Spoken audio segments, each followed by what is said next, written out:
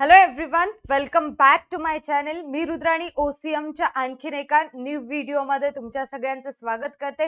आजच्या व्हिडिओमध्ये आपण नैतिक व सामाजिक मूल्य बघणार आहोत. अगोदरच्या व्हिडिओमध्ये आपण व्यवसाय नीतिशास्त्र बघितलो. जर तो व्हिडिओ तुम्ही बघितला नसाल तर ते पाहून घ्यायचे. ओके, आता नैतिक व सामाजिक मूल्य जे वैशिष्ट्य बघत होतो आपण, त्याच्यामध्ये एक पॉइंट होता. ठीक आहे, तो पॉइंट शो करते मी तुम्हाला. हे बघा, जे व्यवसाय नीतिशास्त्र असतं ते नैतिक व सामाजिक मूल्यांवर आधारित असतं असं म्हटलेलं आहे. सो नैतिक व सामाजिक मूल्य कोणती कोणती, त्याच्यामध्ये कशाचा समावेश होतो हे आजच्या व्हिडिओमध्ये आपल्याला बघायचंय. तो स्टार्ट करूया. आपली मूल्य ही फार महत्वाची असतात, म्हणजेच नैतिक मूल्य ही फार महत्वाची. नैतिक म्हणजेच काय, स्वतःची मोरल, स्वतःच. आपली मूल्य ही फार महत्वाची असतात, कारण आपल्या वृद्धी व विकासासाठी, म्हणजेच व्यावसायिकाची वृद्धी विकास होणं, व्यवसाय संघटनेमध्ये वाढ होणं, व्यवसाय एक्सपांड होणं, त्यासाठी मदत करत असतात. काय, हे व्यवसाय नीतिशास्त्राचे किंवा जे नैतिक आणि सामाजिक मूल्य असतात ते मदत करत असतात. ओके, आपण घेतलेल्या निर्णयाचे प्रतिबिंब म्हणजे आपली मूल्ये व श्रद्धा असतात. आपण जे निर्णय घेतो त्याचा प्रतिबिंब म्हणजेच काय, सावली म्हणू शकतो. आपली सावलीच ते मूल्य असतात. ते फॉलो केल्यानंतरच आपली वृद्धी होत असते, आपला विकास होत असतो आणि विशिष्ट उद्दिष्टांसाठी ती सदैव मार्गदर्शक ठरतात. मूल्यांबाबत बोलत आहे. कशाबाबत बोलत आहे, तर हे मूल्यांबाबत बोलले. कोणते, नैतिक व सामाजिक मूल्य असतात. नैतिक मूल्यांमध्ये काल बघितलं, स्वतःवर नियंत्रण असलं पाहिजे. ठीक आहे, म्हणजे सामाजिक मूल्य जे असतात, समाजाचा विचार त्या ठिकाणी व्यावसायिकाला करावा लागतो, इत्यादी गोष्टींचा समावेश होत असतो. सो त्या गोष्टी विचारात घेऊन त्याप्रमाणे कार्य करत जावं लागतं. कोणाला, व्यावसायिकाला. ओके, इथपर्यंत क्लिअर. नेक्स्ट चेक करा. समाजाच्या सांस्कृतिक दृष्टीने सामाजिक मूल्य हा एक महत्वाचा भाग असतो. सांस्कृतिक दृष्टीने, आता याचं मीनिंग काय होतं, की जे आपल्या इथे कल्चर आहे, संस्कृती आहे, ट्रेडिशन आहे, त्याप्रमाणेच व्यावसायिक वस्तूंचं उत्पादन घेणं किंवा त्याचप्रमाणे कार्य करणं. त्याच्या अपोज मध्ये कार्य केलं तर ते आपल्याला हेल्प करणार नाहीत. कुठे ना कुठे आपल्याला व्यवसाय बंद करावा लागेल. समाज वर्तणुकीसाठी ती मार्गदर्शक ठरतात. आता जे सामाजिक मूल्य असतात, सामाजिक मूल्य म्हणजेच काय, समाजाचा विचार करणे, डोनेशन देणे, दान देणग्या करणं, मदत करणं, रोजगाराच्या संधी निर्माण करणं, या निर्माण करण्यासाठी, रोजगाराच्या संधी निर्माण करण्यासाठी, देणगा देण्यासाठी मार्गदर्शक म्हणून काम करत असतात. सामाजिक मूल्यामध्ये लिहिलेलं असतं की समजा सामाजिक मूल्य आहे, त्याच्या खाली देणगी द्यावे लागते असं जर लिहिलं असेल तर व्यावसायिकाला सामाजिक मूल्यानुसार देणगी द्यावं लागतं, मार्गदर्शन ठरत असतात. ठीक आहे, मूलभूत हक्क, मूलभूत हक्क, अधिकार, स्वदेशाभिमान, मानवतेचा सन्मान, तर्कशक्ती, त्याग, समानता, लोकशाही इत्यादी मूल्ये आपल्या वर्तणुकीवर अनेक मार्गांनी प्रभाव पाडतात. फक्त इथे सामाजिक मूल्यांबाबत बोलत आहे. ठीक आहे, मूलभूत हक्क आणि अधिकार म्हणजेच काय, ग्राहकांचे अधिकार आहेत. आपण आपल्या 7व्या चॅप्टर मध्ये बघितलो ग्राहकांचे अधिकार, सुरक्षिततेचा अधिकार, माहितीचा, वस्तू निवडीचा अधिकार, ते अधिकार ग्राहकांना देणं गरजेचं असतं. ठीक आहे, हे सामाजिक मूल्यांमध्ये सांगितलं जातं. त्याचबरोबर स्वदेशाभिमान म्हणजे चुकीचं काम करायचं नाही, मानवतेचा सन्मान करणे, जो ग्राहक येतो त्याचा आदर केला पाहिजे, त्याला काय पाहिजे काय नाही ते बघितलं पाहिजे, खायला प्यायला नाही, त्याची डिमांड काय, त्याची मागणी कोणत्या वस्तूसाठी यायली तर तेच वस्तू बेस्ट क्वालिटी मध्ये त्यांना प्रोव्हाइड करणं. ओके, नैतिक मूल्य ही चूक की बरोबर यांची सांगड घालण्यावर आधारलेली आहेत. सामाजिक मूल्य समजलं. सामाजिक मूल्य म्हणजेच काय, जे ग्राहकांचे अधिकार आहेत ते त्यांना देणं. ठीक आहे, समाजाचं हित बघणं. इथपर्यंत समजलं सामाजिक मूल्य. आता नैतिक मूल्य म्हणजेच काय, व्यावसायिक समाजासाठी काहीतरी करतोय, बट जे करतंय, जे कार्य करतोय ते योग्य आहे का अयोग्य आहे हे नैतिक मूल्यांद्वारे समजतं किंवा व्यवसाय नीतिशास्त्राद्वारे समजतं. ओके, चेक करा काय सांगितलंय. तर सामाजिक मूल्यांमध्ये समाजाकडून स्वीकार्य अशा गोष्टींचा समावेश होतो. सामाजिक मूल्य ही नेहमीच रूढी परंपरा, अहंकार, प्रामाणिकपणा, अखंडत्व, सचोटी, कठोर परिश्रम, सहकार्य, क्षमाशीलता, कोणालाही न दुखविणे इत्यादीवर आधारलेली असतात. समाजातील लोकांचा विचार करावा लागतो, कारण व्यावसायिकाकडे कच्चा माल म्हणा किंवा इतर घटक, कर्मचारी, ग्राहक, शासन हे कुठून येतं? समाजातून येतं. मग समाजाचा विचार त्या ठिकाणी करावा लागेल. या चॅप्टर मध्ये आपण तेच शिकत आलो. ओके, नेक्स्ट आहे सर्वच व्यावसायिक कृती मागे नीतिशास्त्र असतं. कुठलीही कृती असू दे, कुठलंही कार्य असू दे, त्याच्या मागे कंपल्सरी नीतिशास्त्र असतं. बिझनेस इथिक्स असतं म्हणजे असतं. ओके, व्यवसायाने कोणती कामे करावीत, कोणती करू नयेत यासाठी समाजाने नियम तयार केले आहेत. यासाठी काही नियम तयार केलेले आहेत. फॉर एक्झाम्पल, समाज म्हणतं की प्रदूषण करू नका. समाज काय म्हणतं? जे मोठ्या प्रमाणामधनं धूर येत असतं, वायू प्रदूषण म्हणा किंवा जल प्रदूषण म्हणा, समाज अगेन्स्ट मध्ये आहे. सांगतंय की तुम्ही प्रदूषण करायचं नाही, तुम्ही व्यवसाय करा पण प्रदूषण करू नका. मग व्यावसायिकाला समाज काय म्हणतोय ते ऐकावं लागतं. समाज म्हणतोय प्रदूषण करू नका, हा आम्ही प्रदूषण जास्त प्रमाणात करणार नाही, पण कमी प्रमाणात किंवा कमी करण्याचं टाळतो. म्हणजेच थोड्या बहुत प्रमाणात प्रदूषण होत असतं, सो त्याचं प्रमाण आम्ही वरचेवर कमी करण्याचा प्रयत्न करत असतो असं सांगतात. म्हणजे समाजाला पण पटेल, योग्य असेल, ओके, त्यांनाच व्यवसाय नीतिशास्त्र असे म्हणतात. समाज काय म्हणतं त्यानुसार वागणूक करणं, जर वागणूक योग्य असेल का अयोग्य असेल हे व्यवसाय नीतिशास्त्राद्वारे ठरवलं जातं. त्याला व्यवसाय नीतिशास्त्र असे म्हणतात.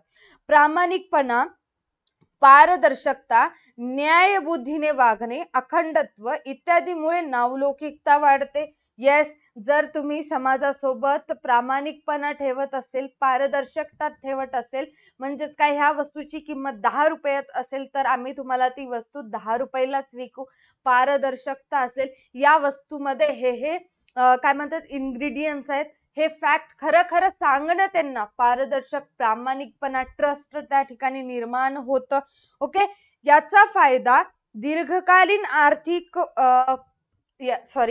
त्यामुळे दीर्घकालीन आर्थिक फायदा व्यावसायिकाला किंवा व्यवसायामध्ये होत असतो. ओके, काहीच सांगितलेलं नाही, जास्त काही लक्षात ठेवायचं नाहीये. समाजाचा विचार करायचा. समाजाचंच म्हणलेलं आहे, ग्राहकांचं, कर्मचाऱ्यांचं म्हणलेलं नाही, कारण समाजामध्ये तेच लोक राहतात. एवढंच लक्षात ठेवायचंय.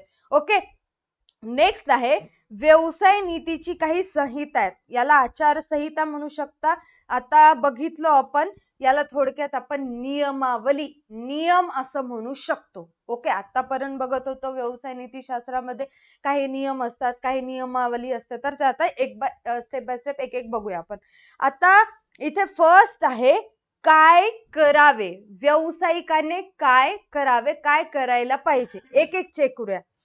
कर व इतर शुल्क नियमित भरणे. जे शासनाला आपण टॅक्स पे करत असतो ते वेळेवर भरणे.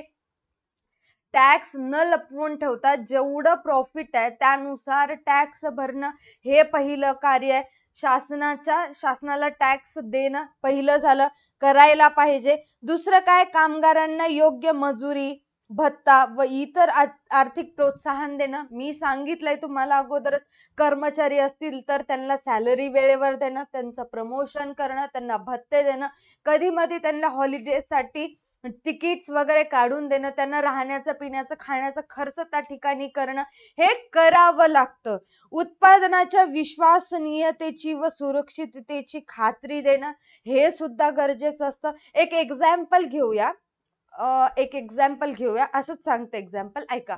तर एक मेडिकलचं दुकान असेल, औषधी दुकान असेल, त्या ठिकाणी एक्सपायरी डेट झालेले मेडिसिन्स, औषधी ठेवलेले आहेत आणि एखादा ग्राहक आला, मेडिसिन परचेस केलं त्याने पण लक्ष नाही दिलं, डेट वगैरे अंतिम तारीख वगैरे चेक नाही केलं, तसंच घेतलं आणि तो बिमार पडला. हे आपण चुकीचं वागलो, हे अयोग्य आहे. तर आपल्याला या ठिकाणी काय करायला पाहिजे होतं? जे एक्सपायर झालेले औषधी आहेत ते टाकून द्यायला पाहिजे होतं. नवीन दीर्घ काळासाठी टिकणारे औषधी आणून ठेवायला पाहिजे होतं. ठीक आहे, असं करायचं नाही. आणखीन इलेक्ट्रॉनिक वस्तूच्या बाबतीत तुम्ही बघू शकता, दुकानातून एक मिक्सर परचेस केलं, घरी नेलो आणि घरी गेल्यानंतर मधलं वायर बियर जळून गेलं. त्यामुळे भलेही जर त्या ठिकाणी कोणी असलं असतं तर ते जाळ पेटलं असतं, मग म्हणजे काय मानवी शरीराला नुकसान झालं असतं, हानी पोहोचवली असती, इजा झाली असती. म्हणून अशा गोष्टी करायच्या नाहीत. हा, ते मिक्सर खराब आहे ना, चेक केलं जातं. तुम्ही चेक करूनच त्या गोष्टी पुढे ग्राहकांना सप्लाय करू शकता. ठीक आहे. सुरक्षिततेची काळजी घेणे, खात्री पटवून घेणे गरजेचे असतं. एक्सपायर झालं असेल तर तुरंत टाकून देणे. जर खराब असेल तर जाऊ दे, ग्राहकांना काही पैसे देऊन विकून टाकते ते काय का करणं, तसं म्हणायचं नाही. क्वालिटी चांगली आणि पैसे पण चांगले आकारून ती वस्तू आपण त्यांना देत असतो. ओके. 4th वन आहे, ग्राहकांच्या अपेक्षेनुसार वाजवी किमतीला मालाचा पुरवठा करणे. आता वाजवी किमतीला म्हणजेच काय? माफक किमतीला, ग्राहकांना परवडेल अशा किमतीला. अपेक्षा काय असतात ग्राहकांना? की आम्ही जे पैसे देतोय त्याप्रमाणे तुम्ही क्वालिटी जर दिलात किंवा एखादी वस्तू बेस्ट क्वालिटी असेल तर ग्राहक बरोबर पैसे देतो त्या वस्तूचे. जर तुमचा प्रोडक्टच थोडंसं हलक्या क्वालिटीचं आहे, मग ग्राहक जास्त कसे काय पैसे देतील? मग त्याच्यासाठी ग्राहकांची अपेक्षा काय आहे? की योग्य किमतीला व्यावसायिकाने वस्तू त्या ठिकाणी प्रोव्हाइड केल्या पाहिजेत. हे करायला पाहिजे, मालाचं सप्लाय करायला पाहिजे. 5th वन काय आहे? ग्राहकांच्या मूलभूत हक्कांचा मान सन्मान किंवा आदर करणे. मी पाहिलंय आपण 7व्या चॅप्टर मध्ये, अधिकार आहेत ग्राहकांचे. तर ग्राहकांकडे वस्तू निवडीचा अधिकार आहे, तुम्हाला माहितीये. मग एखादा व्यावसायिक जबरदस्ती करू शकत नाही की तुम्हाला हीच वस्तू घ्यावी लागेल. का करू शकत नाही? कारण ग्राहकांकडे अधिकार आहे. त्या अधिकार हिसकावून घेऊ शकत नाही व्यावसायिक. जर हिसकावून घेतला तर त्याचा परिणाम व्यावसायिकाला भोगावा लागेल. म्हणून या ठिकाणी व्यावसायिकाने काय करायचं नाही, जे ग्राहकांचे अधिकार आहेत त्या अधिकार त्यांना दिल्या पाहिजेत. ते आपल्याला हिसकावून घेता येत नाही. लास्ट आहे, नफ्याचा काही भाग समाजासाठी वापरणे. म्हणजेच काय? डोनेशन देणं, स्कूलसाठी, कॉलेजेससाठी, हॉस्पिटलसाठी सुविधा उपलब्ध करून देणं इत्यादी गोष्टी करायला पाहिजे. स्कॉलरशिप प्रोव्हाइड करणं, देणग्या वगैरे देणं हे गरजेचं असतं. विविध ठिकाणी पाण्याची सुविधा नसेल तर पाणी सप्लाय करून द्यावं त्यांना. ठीक आहे. म्हणजे समाजासाठी जे काही लागतं ते केलं पाहिजे. रोजगाराच्या संधी निर्माण करून दिल्या पाहिजेत. ह्या सर्व गोष्टी व्यावसायिकाने करणं अतिशय गरजेचं आहे. ह्या सगळ्या गोष्टी जर व्यावसायिक फॉलो करत असेल तर त्याचं गुडविल वाढेल, त्याची प्रख्याती वाढेल आणि व्यवसायाचा विकास सुद्धा होईल. आता नेक्स्ट टॉपिक आहे, काय करायला नाही पाहिजे, व्यावसायिकाने काय करू नये. पहिलं आहे, निरोगी स्पर्धा नष्ट करू नये. सॉरी. म्हणजेच काय? आता निरोगी स्पर्धा नष्ट करू नये म्हणजेच काय? एखादा व्यावसायिक असेल, त्याचं बाजारपेठेमध्ये खूप नाव आहे, अशा वेळेस दुसरा व्यावसायिक काय करतो? त्याचा नाव धुळीत मिसळण्याचा प्रयत्न करतो, खोट्या अफवा त्याच्याबद्दल मार्केटमध्ये पसरवतो. मग ग्राहक त्या अफवा ऐकतात आणि त्याच्याकडे जाणं बंद करतात. त्याच्या वस्तूची विक्री होत नाही. म्हणून हे टाळायला पाहिजे, हे करायला नाही पाहिजे. जर दोन्ही व्यावसायिक एक समान किंवा एक मनाने काम करत असतील तर निरोगी स्पर्धा त्या ठिकाणी राहील, टिकवून राहील. काय करायला नाही पाहिजे म्हणलेलं आहे? निरोगी स्पर्धा नष्ट करायचं नाहीये. जर एखादा व्यावसायिक पुढे चालला तर तो व्यावसायिक दुसऱ्या व्यावसायिकांना सुद्धा वर आणण्याचा प्रयत्न करावा. जर वस्तूची विक्री म्हणजे छोटा व्यावसायिक असेल, मोठा व्यावसायिक असेल, मोठा व्यावसायिक म्हटल्यानंतर त्याचं कॅपिटल खूप जास्त असतं, माहितीये तुम्हाला, इथे बघू शकता तुम्ही. ठीक आहे. त्याचं कॅपिटल खूप जास्त आहे मोठा व्यावसायिक, आणि लहान व्यावसायिक म्हटल्यानंतर त्याचं कॅपिटल खूप कमी आहे. मग काय करणार आता? इथे या ठिकाणी हा काय केला, याच्याकडे कसंही कॅपिटल जास्त आहे म्हणून यानं काय केला, वस्तूची किंमत एकदम कमी करून टाकला. याने काय केला, दोघेही सेमच वस्तूचं प्रोडक्शन घेतात, मुद्दामून याने वस्तूची किंमत कमी केला. का कमी केला, याचे ग्राहक सुद्धा याच्या जवळ जावं म्हणून वस्तूची किंमत कमी केला. मग याचे सगळे ग्राहक याच्या जवळ, तर इथे काय उरणार, याला याचा व्यवसाय पूर्णपणे बंद करावा लागेल. मग या ठिकाणी हा काय करणार, मक्तेदारी निर्माण करणार. आधी स्वस्तामध्ये वस्तू विकणार, बट आता याच्या स्पर्धेमध्ये कोणीच टिकत नाही. हा जर सगळ्या व्यावसायिकाला व्यवसाय बंद करण्यासाठी जर भाग पाडत असेल, तर याच्या जवळ मोठ्या प्रमाणामध्ये ग्राहकांची संख्या जमा होईल आणि हा मक्तेदारी करणार.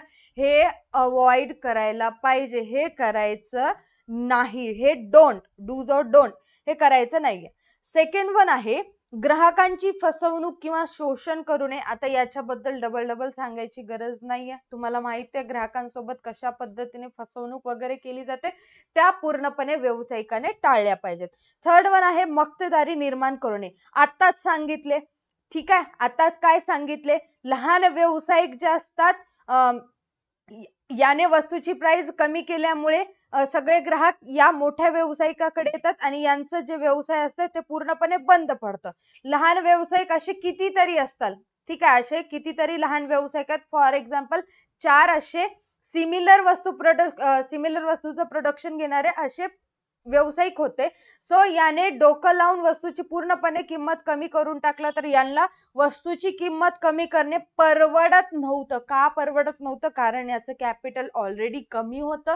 आणखीन वस्तूची किंमत कमी केलं तर हा पूर्णपणे लॉस मध्ये जाईल, म्हणून याचा व्यवसाय याने बंद केलं. मग अशा वेळेस वस्तूची किंमत कमी कधीपर्यंत केला, जोपर्यंत त्यांचा व्यवसाय चालू होतं. एकदा यांचा व्यवसाय बंद झाला, आता मार्केटमध्ये दुसरं कोणाकडे त्या वस्तू मिळतच नव्हत्या, म्हणून त्याने ज्या वस्तू आहेत आता त्यांची मक्तेदारी करायला स्टार्ट केली. आता फक्त याच्याकडेच त्या वस्तू मिळणार. मग पाहिजे तेवढी प्राइस या वस्तूची तो आकारू लागला, तेवढे चार्जेस ग्राहकांना पे करावे लागले. म्हणतात की मक्तेदारी निर्माण करू नये, ग्राहकांचं म्हणजेच ग्राहकांना व्यवसाय बंद पाडायला भाग घालू नये.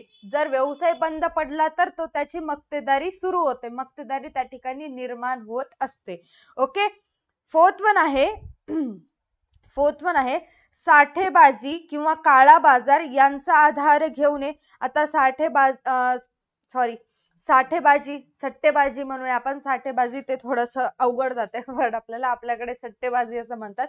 किंवा काळा बाजार यांचा आधार घेऊ नये म्हणजेच काय, मध्यंतरी कांद्याचे म्हणू शकता, टमाट्याचे म्हणू शकता, भयंकर भाव वाढलेले. भाव कस काय वाढले, कारण बाहेर देशांमध्ये एकतर माल गेला होता म्हणून इकडे आपल्या देशांमध्ये वस्तूंचा भाव वाढत असतं. सो टमाटरचा भाव मोठ्या प्रमाणामध्ये वाढलं. या पिरियड मध्ये काही टमाटे विक्रेत्यांनी काय केलं, तर त्यांनी त्यांच्याजवळ असणारे टमाट्यांचं जे काही स्टॉक होतं किंवा कांदे म्हणू शकतात, ते त्यांच्या जवळच लपवून ठेवले. आय रिपीट, लपवून ठेवले, मार्केटमध्ये आणलेच नाही. आणि जेव्हा मार्केटमध्ये सगळ्या सेलर जवळचे सगळे टमाटे संपले, हळूच यांनी यांचे टमाटे बाहेर काढले, सट्टेबाजी करू लागले किंवा साठेबाजी करू लागले. मग त्याच्यानंतर हे फर्स्ट झालं. किंवा ब्लॅक मध्ये ऑनियन वगैरे विकू लागले, कारण मार्केटमध्ये कुठेच सप्लाय होत नाहीये. ह्यांनी डायरेक्टली आतलं म्हणजेच म्हणतो ना आपण टेबलच्या खालून रिश्वत देणे, त्या टाईपचं मधून त्यांनी हा सगळा माल विकू लागले. हा येतो काळा बाजारामध्ये. हे व्यावसायिकाला टाळलं पाहिजे. ओके, फिफ्थ वन आहे सुप्त किंवा आवाजवी नफा मिळवू नये. सुप्त म्हणजेच काय, लपवून म्हणजेच की जास्त टॅक्स भरावं लागतं म्हणून नफा कमी दाखवणं, जास्त टॅक्स भरावं लागतं म्हणून नफा कमी भरावं लागणं. आता याचं मीनिंग काय होतं समजून घ्या.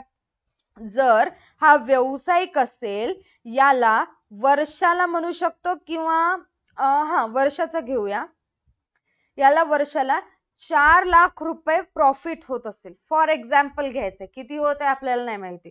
4 लाख रुपये प्रॉफिट घ्यायचा असेल, बट याला याच्यावरती टॅक्स पे करावं लागतं. माहितीये, जितकं प्रॉफिट असतं तेवढं टॅक्स पे करावं लागतं. म्हणून याने काय केलं, तर या ठिकाणी 2,50,000च माझं प्रॉफिट व्हायलंय म्हणून दाखवू लागलं. मग 2,50,000 म्हणलं तर त्याचप्रमाणे त्याला टॅक्स भरावं लागेल. समजायलंय? टॅक्स जास्त भरावं लागतं म्हणून या ठिकाणी जे प्रॉफिट आहे ते कमी दाखवायले. टॅक्स त्या ठिकाणी कमी भरतात. जर प्रॉफिट जास्त असेल तर टॅक्स जास्त भरावं लागतं. म्हणजेच की हे पूर्णपणे टाळलं पाहिजे. जेवढं प्रॉफिट आहे तेवढंच टॅक्स भरावं लागतं आणि जेवढं प्रॉफिट झालंय ते कट टू कट प्रॉफिट सांगावं लागतं. इथपर्यंत क्लिअर आहे? नेक्स्ट आहे परत काय टाळलं पाहिजे. ठीक आहे, थर्ड वन आहे आता काय टाळलं पाहिजे. अनुचित स्पर्धा म्हणजेच अयोग्य स्पर्धा. पूर्णपणे मक्तेदारी बंद करावी. पूर्णपणे मक्तेदारी टाळता आली पाहिजे. कोणाला? व्यावसायिकाला. आता म्हणजेच काय, आता एक्झाम्पल सांगितले की लहान व्यावसायिकांकडून सगळे ग्राहक ओढून घेणे इत्यादी गोष्टी त्याच्यामध्ये येतात. म्हणजेच ह्या सगळ्या गोष्टी अवॉइड केलं पाहिजे, टाळलं पाहिजे. सेकंड वन आहे आर्थिक शक्तीचे केंद्रीकरण. सेकंड वन काय आहे? आर्थिक शक्तीचे केंद्रीकरण. म्हणजेच काय, आता पॉवर जास्त आहे, एखादा व्यवसाय हळूहळू पुढे चाललाय आणि ते कोणाला बघा वाटत नाही तर त्याचं नाव धुळीत मिसळणं, काहीही त्याच्या विरोधामध्ये अफवा पसरवणं, मग ग्राहक त्याच्याकडे जाणं बंद करतील, मोठ्या प्रमाणामध्ये त्याचं नुकसान होईल, तो व्यवसाय बंद करेल. नाव खराब करण्याचं काम आर्थिक शक्तीचे केंद्रीकरणामध्ये. तर काय येतं आर्थिक शक्तीचे केंद्रीकरण का म्हटलेलं? कारण त्याच्याकडे पॉवर असतं, पैसा भरपूर असतो, तो काहीही करू शकतो. तुम्ही मूवी मध्ये बघत असता, विलन असतो, हिरोच्या अपोज मध्ये त्याच्याकडे भरपूर प्रॉपर्टी राहते, सत्ता राहते, म्हणजेच प्रॉपर्टी वगैरे पैसा प्रचंड राहते म्हणून तो कुठल्याही पातळीवर जातो. त्या पद्धतीचं व्यावसायिकाने करायला नको, ते टाळलं पाहिजे. ओके. थर्ड वन आहे उत्पादन, वितरण, किंमत इत्यादी बाबत सोबतच्या व्यावसायिकाबरोबर करार करून नियंत्रण ठेवणं, हे सुद्धा टाळलं पाहिजे. आता याचं मीनिंग काय होतं तुम्ही बघू शकता. मार्केटमध्ये जे कोल्ड ड्रिंक्स असतात, ठीक आहे, कोल्ड ड्रिंक्स वगैरे असतात, ते काय करतात, 5 कंपनीचे जर 5 कंपनी एक होऊन कोल्ड ड्रिंक्स बेवरेजेस जे आपण पित असतो, स्प्राइट, कोको कोला वगैरे, ते सगळे मँगो ज्यूस वगैरे, ते सगळं कोल्ड ड्रिंक्स किंवा बेवरेजेस मध्ये येत असतं. सो त्या ठिकाणी 1, 2, 3, 4, 5 हे 5 जण विकत असतात ना कोल्ड ड्रिंक्स. तुम्ही बघत असता हे 5 सेलर आहेत, ते कोल्ड ड्रिंक्स विकणारे हे 5 सेलर आहेत. तर हे काय करतात, सगळे एका दिवशी एकत्र येतात. सगळे एका दिवशी एकत्र येतात आणि त्यावेळेस सगळे एकत्र येऊन त्या कोल्ड ड्रिंकची प्राइस निश्चित करत असतात आणि जास्त प्राइस आकारतात. सॉरी. अख्ख्या मार्केटमध्ये हे 5च लोक ते वस्तू विकणारे असतील तर सगळे ग्राहक या 5 पैकी कोणाकडेही येतील. मग यांनी या 5 जणांनी मिळून प्राइस ठरवली असेल, हे जेवढं प्राइस म्हणतील तेवढीच प्राइस ग्राहक देणार.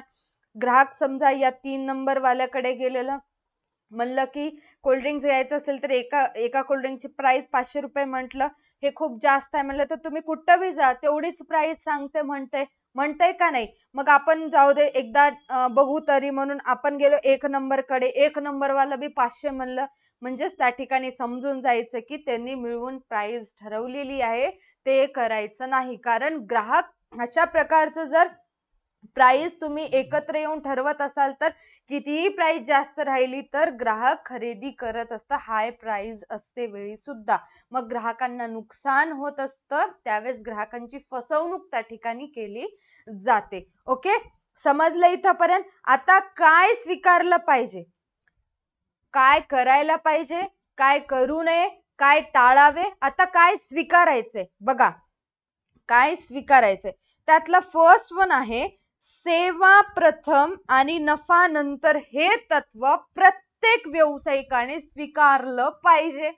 तुम्ही सर्व्हिस द्या, नफा तुमच्या मागोमाग पाठोपाठ येत असतं. आपण म्हणत नसतो का, जितकं जास्त परिश्रम करतो तेवढा मोठा फळ आपल्याला मिळत असतो. त्याच पद्धतीने तुम्ही जर चांगली सेवा जर ग्राहकांना दिलात किंवा समाजाला जर चांगली सेवा दिलात तर त्याचं फळ तुम्हाला नक्की मिळेल. फळ कशा स्वरूपात मिळणार? नफ्याच्या स्वरूपात मिळणार. म्हणजेच तुम्ही साफ नियतीने, साफ मनाने काम करत चला, तुम्हाला प्रॉफिट नक्की होईल. सेकंड वन आहे, ग्राहक हा राजा असतो, हे व्यवसायातील सत्य आहे. म्हणजेच की ग्राहकांची फसवणूक आपण करू शकत नाही, ग्राहकांच्या विरुद्ध आपण काही बोलू शकत नाही. जर ग्राहक चुकीचा असेल तर त्यावेळेस बोलू शकतो, बट ग्राहकांना फसवणूक करण्याचं काम आपण त्या ठिकाणी करू शकत नाही, कारण ग्राहक हा बाजारपेठेचा राजा आहे. तो जे म्हणतो त्याच पद्धतीने. कस काय?